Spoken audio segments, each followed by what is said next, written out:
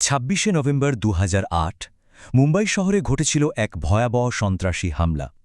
এই হামলা গোটা শহরটাকেই যেন থামিয়ে দিয়েছিল।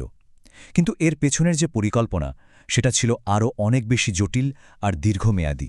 চলুন আজ আমরা এর পেছনের সেই জটিল নীল নকশাটাকেই একটু ব্যবচ্ছেদ করে দেখি। ভাবুন একবার, ভারতের অর্থনৈতিক রাজধানী মুম্বাই শহরটা একেবারে থমকে গিয়েছিল, আর সেটা করেছিল মাত্র ১০ জন সন্ত্রাসী। কিন্তু এটা কোনো বিচ্ছিন্ন ঘটনা ছিল না, এর পেছনে ছিল এক সুদীর্ঘ পরিকল্পনা। তো প্রশ্নটা হলো, কিভাবে এত নিখুঁত আর বিধ্বংসী একটা হামলা চালানো সম্ভব হলো? এর উত্তরটা আসলে লুকিয়ে আছে দুটো আলাদা গল্পের মধ্যে, একজন পরিকল্পনাকারী আর কিছু হামলাকারী। এই গল্পের শুরুটা কিন্তু কোনো দাগী সন্ত্রাসীকে দিয়ে নয়। এর শুরুটা হয়েছিল অনেক আগে, ১৯৭১ সালে, পাকিস্তানের একটা মিলিটারি কলেজের ২ স্কুল বন্ধুর হাত ধরে। এই দুজনের মধ্যে একজন ছিল দাউদ গিলানি। ওর চেহারা একটা বিশেষ ব্যাপার ছিল, ফর্সা ত্বক, একটা চোখ বাদামি আর অন্যটা নীল। আর এই চেহারাই ওকে জঙ্গি সংগঠন লস্কর-এ-তৈয়বার জন্য একটা পারফেক্ট অ্যাসেট, মানে একটা নিখুঁত গুপ্তচর করে তুলেছিল। তো ২০০১ সালে লস্কর-এ-তৈয়বার প্রধান হাফেজ সাইদের সাথে ওর যোগাযোগ হয়। এরপর গিলানি লস্করের অধীনে একদম কড়া ট্রেনিং নেওয়ার জন্য পাকিস্তানে পরপর ৫ বার যাতায়াত করে। আর এই নাম বদলানোই ছিল ওর মূল চাল। এর ফলে ও যেন হাওয়ায় মিলিয়ে গেল। নতুন পরিচয়ে কোনো রকম সন্দেহ ছাড়াই ওর ভারতে ঢোকার রাস্তাটা একেবারে পরিষ্কার হয়ে যায়।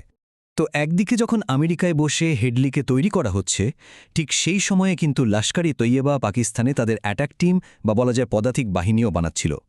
ওরা এমন ছেলেদের টার্গেট করত যারা তরুণ, গরিব, অশিক্ষিত আর যাদের পারিবারিক বাঁধনটাও খুব একটা শক্ত না।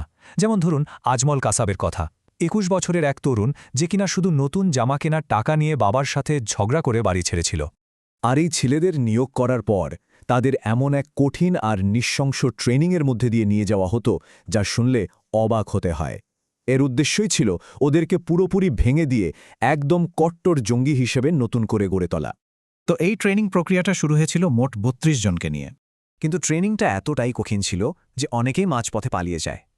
শেষ পর্যন্ত টিকে থাকে মাত্র ১০ জন। এরাই ছিল সেই চূড়ান্ত হামলাকারী দল, যারা ছিল একেবারে অন্ধের মতো অনুগত।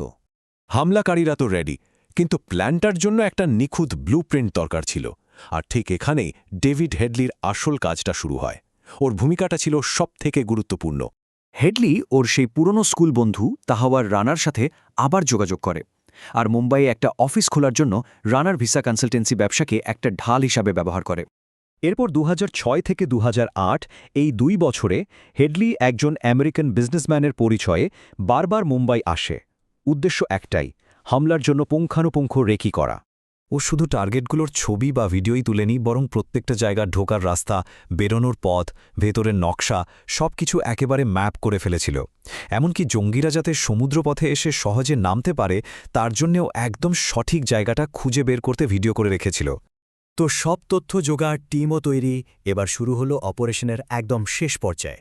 হামলাকারীদের আরব সাগর পার হয়ে মুম্বাই আসার পুরো যাত্রাটাই ছিল একটা অত্যন্ত গোপন মিশন, যাতে কেউ ঘুণাক্ষরেও টের না পায়। মুম্বাইয়ের মাটিতে পা রাখার সাথে সাথেই ওই ১০ জন জঙ্গি ৫টা দলে ভাগ হয়ে যায়, প্রত্যেক দলে ২ জন করে। আর প্রত্যেক দলের জন্য ছিল একটা করে নির্দিষ্ট টার্গেট। এরপরে ওরা একযোগে হামলা শুরু করে। এই হামলা পুরো শহরটাকে এক কথায় নরকে পরিণত করেছিল। কিন্তু দুঃখের বিষয় হল, পাল্টা ব্যবস্থা নিতে গিয়ে অনেক দেরি হয়ে যায়। ভেবে দেখুন, মহারাষ্ট্র সরকারের এনএসজি কমান্ডো ডাকার সিদ্ধান্ত নিতেই ৩ ঘণ্টার বেশি লেগে যায়। তারপর দেখা গেল এনএসজির বিশেষ বিমানটা দিল্লিতে নেই, আছে চণ্ডীগড়ে। অনেক কাঠখড় পুড়িয়ে অন্য একটা ছোট বিমানে যখন কমান্ডোদের আনা হলো, ততক্ষণে পেরিয়ে গেছে ৮ ঘণ্টারও বেশি সময়। এই সময়টা সন্ত্রাসীদের জন্য ছিল একটা বিশাল অ্যাডভান্টেজ। এরপরে ৬০ ঘণ্টা ধরে হামলাকারীরা কোটি কোটি মানুষের এই শহরটাকে একরকম জিম্মি করে রেখেছিল। এই নারকীয় তাণ্ডবে প্রাণ হারান ১৭৬ জন মানুষ।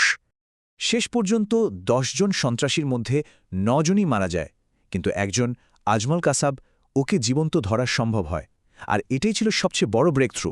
ওর স্বীকারোক্তি পুরো ষড়যন্ত্রের জট খুলে দেয়।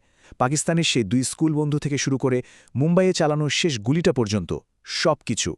ব্যাপারটা হলো ২৬/১১ পুরো প্ল্যানটা ফাঁস হয়েছিল শুধুমাত্র একজন হামলাকারী বেঁচে ছিল বলে। আজকের দিনে যেখানে উগ্রপন্থা আর হামলার পরিকল্পনা আরও অনেক অত্যাধুনিক, সেখানে কি এই ধরনের কোনো প্ল্যান আবার সফল হতে পারে? এই ঘটনাটা আসলে সন্ত্রাসী পরিকল্পনার এক নতুন দিক খুলে দিয়েছিল।